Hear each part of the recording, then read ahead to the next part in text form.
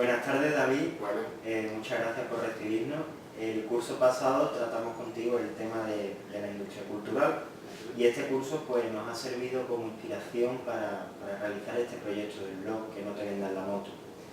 Entendemos que la industria cultural está presente en numerosos ámbitos de la cultura actual y así queremos reflejarlo.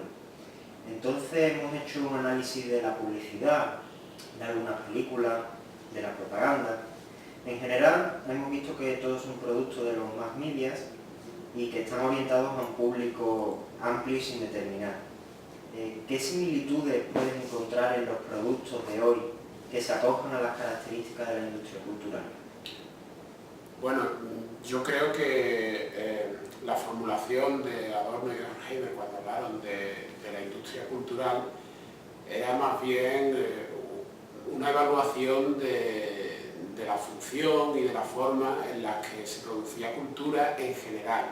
Es decir, no lo establecía como una especie de subcategoría dentro de la cultura, sino que era su visión de la cultura. Quizás por eso también pueden llegarse un poco criticables en el sentido de no concederle mucho espacio transformador a la cultura, sino verla sencillamente como, digamos, como un elemento más en la cadena de transmisión de mensajes ideológicos. Entonces, hoy en día, pues evidentemente en una sociedad bastante consumista, pues yo creo que la vigencia de sus teorías es bastante actual porque, bueno, pues fundamentalmente los productos audiovisuales se configuran como productos, como partes de un negocio en la cual, pues, bueno, pues tienen que generar ciertos beneficios. Entonces, desde ese punto de vista, pues claro, siempre es posible descubrir cuáles son las motivaciones, los discursos, las intenciones que remiten a ese espacio del beneficio económico, de forma muy directa, como la publicidad, otras quizás de forma más indirecta y otras a veces que incluso se integran en productos audiovisuales que se presentan como transformadores y que luego, sin embargo, pues tienen sus propios intereses, sean económicos, personales, de promoción, etc.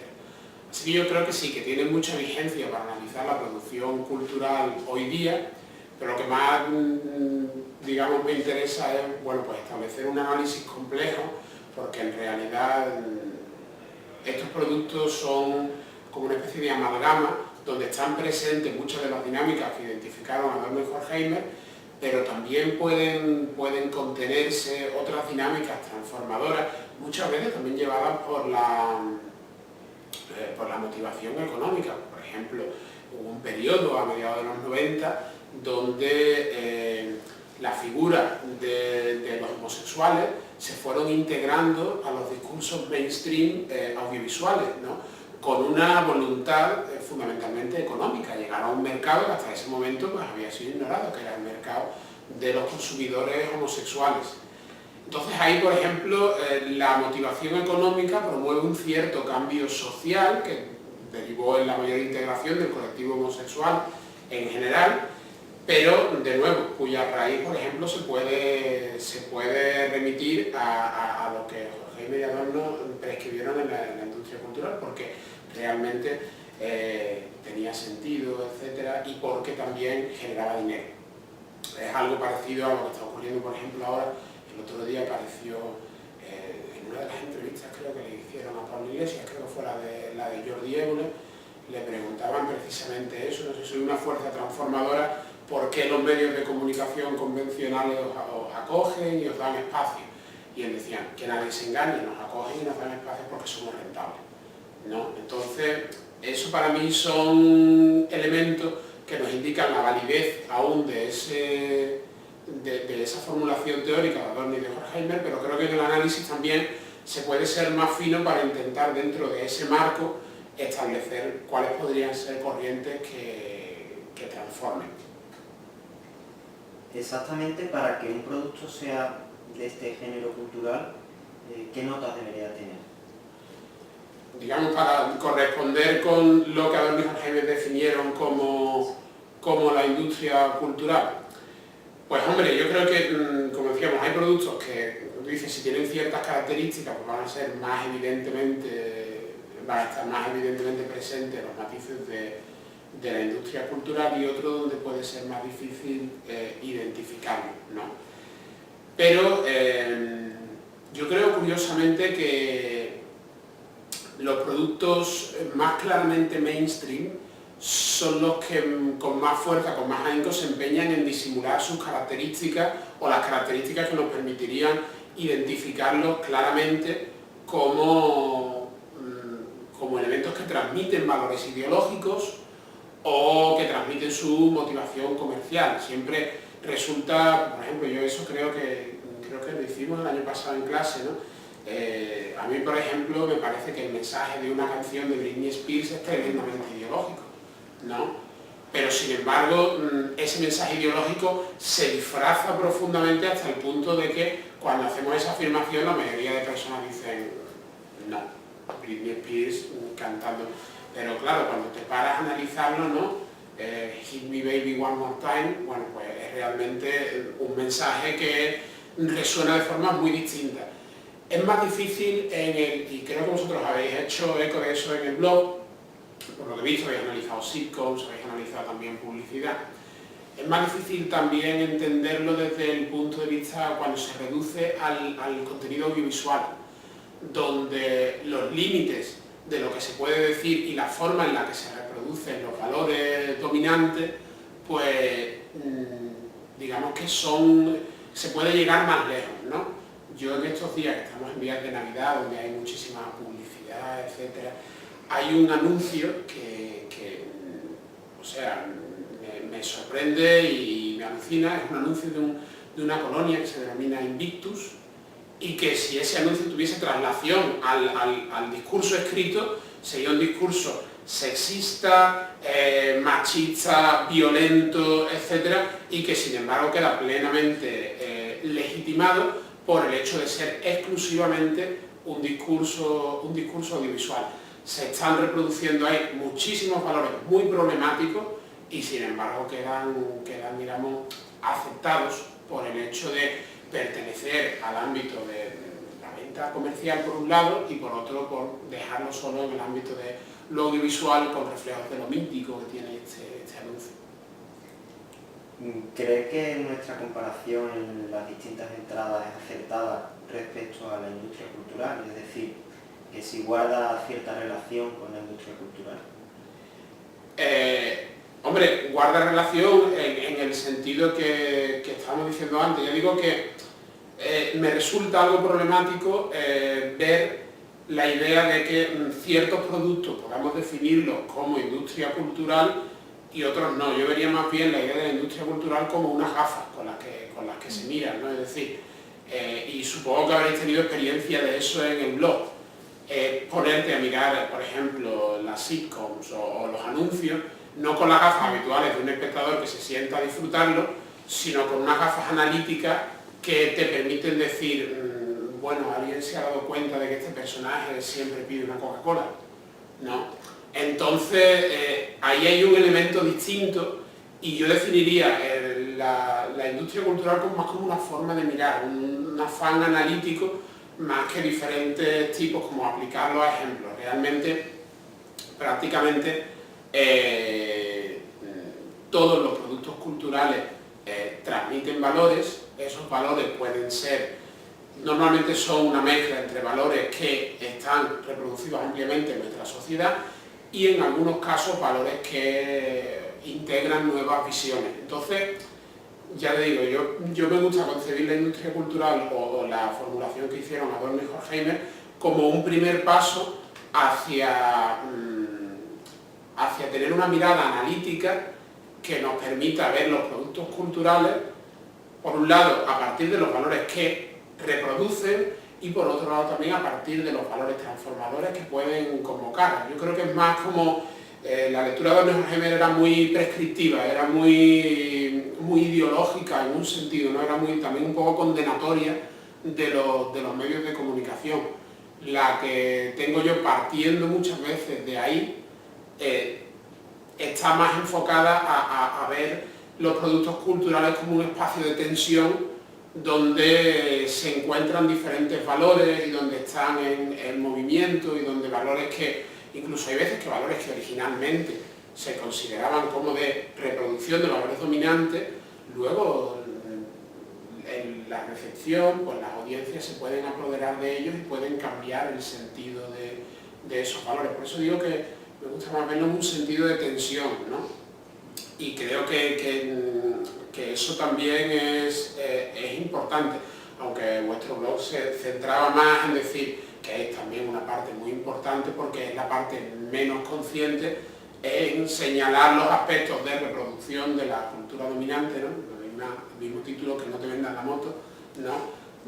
Destacar esos aspectos para que la gente por lo menos tenga ese momento de decir, bueno, aquí hay que mirar también de forma diferente y entonces podremos ver algo distinto.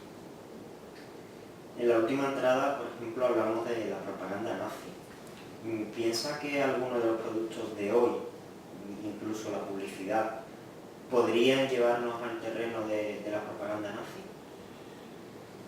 Es que la propia categoría de propaganda nazi, es decir, los nazis contribuyeron a la propaganda y contribuyeron con principios que hoy se utilizan en el ámbito de la publicidad, en el ámbito de la comunicación política, en muchos ámbitos.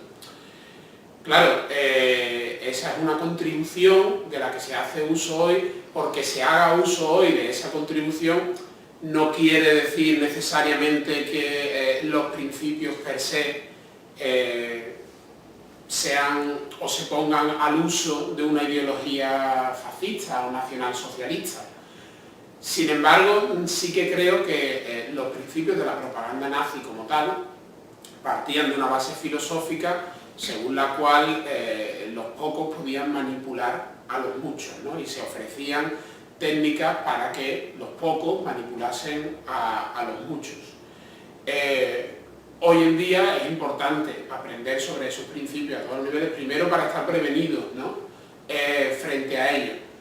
Y segundo, porque establecen un poco las dinámicas de juego, ¿no? Dado que si algo tuvo el régimen nazi fue que compartió y utilizó estos principios de manipulación de forma bastante abierta, mientras que en nuestra sociedad actual esos principios se tratan de ocultar. Entonces es necesario ir a buscarlos y para ir a buscarlos pues tenemos que tener una base teórica que nos permita reconocerlos.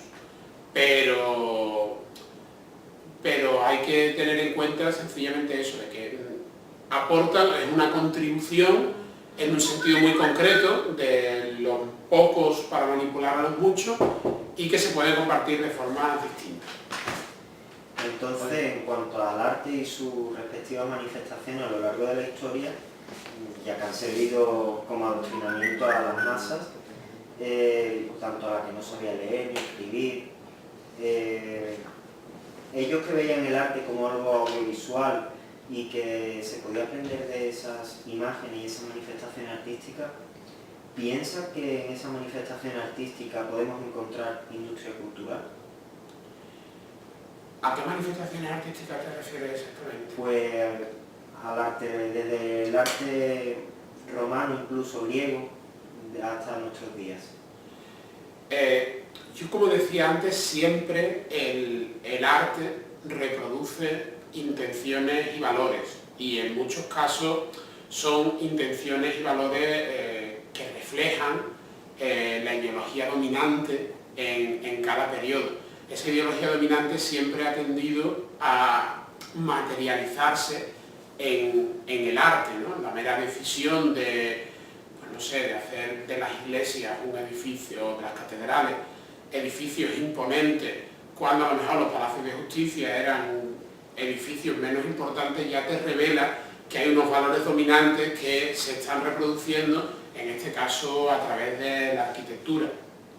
Igualmente, a la hora de estudiar, por ejemplo, las estatuas romanas, bueno, pues son fundamentalmente guerreros quienes aparecen. En pocas ocasiones vas a encontrar una ama de casa romana, ¿no?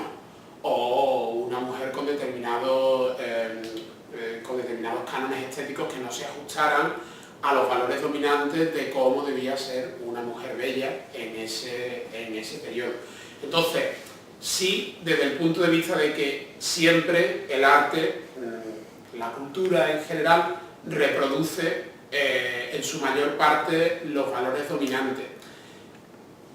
Pero luego también hay una parte de la formulación del trabajo de Adorno y Horkheimer que es específica de los medios de comunicación de masa, ¿no? Que por ejemplo es cuando llega también el propio término industria cultural, remite al nivel de especialización que habían ido adquiriendo los medios y cómo más que en cualquier otra época de la historia, digamos, los medios como manifestaciones culturales estaban sirviendo para adoctrinar a la población. Entonces, Adorno y Horkheimer ya se referían a un periodo industrial de eso, ¿no? hasta la colonización de los imaginarios y la utilización de los medios como auténticas cadenas de producción que fundamentalmente estaban reguladas por la reproducción de estos valores dominantes y en los que nada que saliese de la norma de estos valores pues iba a encontrar difusión más allá de los espacios minoritarios o de lugares con poca repercusión.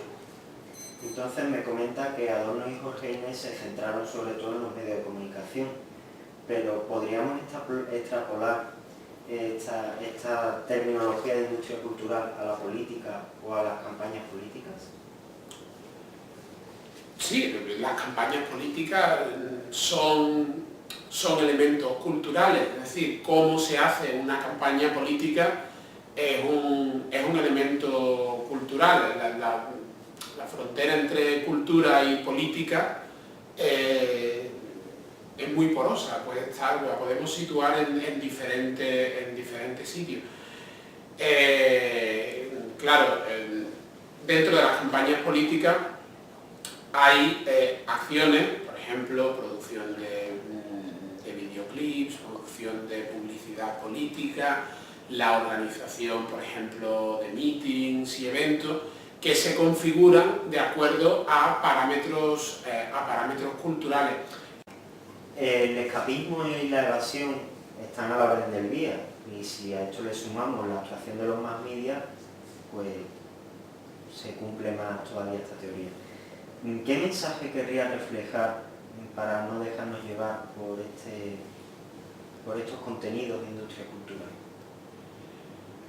Hombre, sobre todo ejercer la capacidad crítica, que tristemente en los entornos en los que estamos hoy en día es casi heroico, y me explico. Hay para mí un gran agujero en la formación general, en la educación primaria, en la educación secundaria, que tiene que ver con lo que podríamos denominar pedagogía audiovisual o pedagogía mediática, ¿de acuerdo? En el sentido de que no hay prácticamente asignatura. Nosotros prácticamente casi todos los estímulos que recibimos y casi toda la información que recibimos cada vez más tiene una fuente audiovisual a través de telediarios, documentales, pero también series, publicidad, etcétera, etcétera. Y sin embargo, a medida que vamos creciendo, nadie nos enseña a descodificar esos mensajes. Nadie nos enseña a entender de qué forma se construyen los discursos audiovisuales. Entonces, ahí hay un terreno perdido a la hora de situarnos críticamente frente a estos mensajes. Y claro, ese posicionamiento crítico es muy importante para que no te vendan la moto, ¿no? Es importante que haya esa capacidad para entender cuáles son las motivaciones detrás de cada uno de los productos audiovisuales que recibimos. Y claro, y para que nos plantemos delante del televisor y a la hora de ver una noticia, pues entendamos por qué se elige un plano general o por qué se elige un primer plano, por qué se aborda una noticia desde un punto de vista más emocional o por qué desde un punto de vista más objetivo o más científico. Esto es aún más si entramos ya en el terreno puro y duro de la industria cultural, productos culturales, música, cine, que además apelan a espacios de identificación, a espacios emocionales, ¿no? Yo tengo amigos que me dicen, bueno, cuando termine la película, déjame, la he disfrutado mucho, no quiero enterarme de por qué tú haces esta lectura, de tal y cual, etc. Pero yo creo que se pueden combinar esos dos espacios. Entonces lo principal que yo diría es que ante eso es necesario un posicionamiento crítico, es necesario multiplicar los foros donde ese posicionamiento crítico se pueda dar, es decir, que haya en clases, en la universidad, si es posible, es uno de los, yo creo, de las grandes reivindicaciones cada vez más en los institutos, en los colegios de educación primaria, a través de charlas, a través de blogs, que se fomente este situarse críticamente frente a la imagen, que increíblemente en una sociedad hiperpoblada de imágenes, aún le seguimos concediendo a la imagen una especie de estatus sagrado, ¿no? O sea, lo estoy viendo, está pasando, esto es así, y no sabemos que, bueno, pues tendemos a ignorar que una noticia, un cortometraje o una canción son elecciones discursivas que contienen motivaciones políticas en un sentido amplio, o económicas o culturales concretas. Entonces yo creo que posicionarse críticamente ante eso es lo fundamental. Entonces, como nuestro objetivo principal con el blog es concienciar a cualquiera que lo visite y fomentar también ese clima crítico que usted comentaba, ¿qué consejo brevemente nos da para mejorar esa capacidad crítica? Pues consejo, y cuando me dices consejo pienso en algo realmente práctico. Sencillamente, un ejercicio muy sencillo a la hora de comparar es coger y plantarse con un cuaderno delante de un telediario e ir anotando casi de forma mecánica las elecciones para luego compararlo con el mismo ejercicio con otro telediario diferente y tratar de establecer mecanismos. Esto es una especie de un poco de ejercicio autodidacta, ¿no? Pero autodidacta y al mismo tiempo revelador, porque te va a hacer ver cómo los mecanismos en un caso y en otro son muy similares, pero probablemente con distintos sesgos ideológicos. Entonces, la idea es ir un poco más allá del sesgo ideológico, de lo que ya más o menos es casi común, el hecho de decir, bueno, pues si veo un telediario de La Sexta van a cargar más contra determinadas posiciones políticas o sociales, y si veo un telediario de La Primera Cadena van a cargar más contra otro tipo de posiciones políticas y sociales. Lo que es importante para mí, o lo que remite a un espacio que es crítico realmente, es comprender los mecanismos a través de los cuales se hace eso. Porque comprendiendo esos mecanismos puedes aislar uno, aislar otro y tratar tú de crear tu propia opinión y entender también cómo el formato es importante, ¿no? Muchas veces eso deforma. A mí me pasa, por ejemplo, que cuando un programa ahora, por ejemplo, tiene bastante éxito, como La Sexta Noche, que se está configurando como una especie de foro político donde, bueno, pues de amplia repercusión, cuando lo veo yo no puedo dejar de mirar los formatos que se utilizan, y me parece que esos formatos en sí hablan mucho sobre nuestra cultura política. El recurso formal que utilizan a menudo en La Sexta Noche y en muchos otros debates, de colocar la imagen, la pantalla partida en dos, con un tertuliano en un lado de la pantalla y otro en otro, eso es la traslación audiovisual de queremos que se peleen. Es decir, lo que está diciendo él lo está diciendo para mosquear a este otro, o lo que está diciendo este otro lo está diciendo para mosquear al primero. Claro, ¿cómo podemos querer plantear unas opciones políticas democráticas cuando nuestros formatos audiovisuales nos están chillando? Realmente lo que esperamos es que aquí haya sangre, que Inda despelleje al representante de Podemos y que el representante de Podemos diga lo odioso que es Inda, ¿no? Entonces, ahí hay un problema clave que, como digo, no estamos acostumbrados a pensar en esos términos. Estamos acostumbrados a identificarnos con uno o con otro dependiendo de nuestra... Y eso no es necesariamente una posición crítica. Una posición crítica es descodificar todo el sistema o intentar hacerlo para ver cómo ese sistema está promoviendo opciones en sí políticas, pero de las que no nos damos cuenta o no somos muy conscientes. Muy bien, David, pues muchas gracias por tu tiempo. A vosotros. Y que no te vendan la moto. Necesario.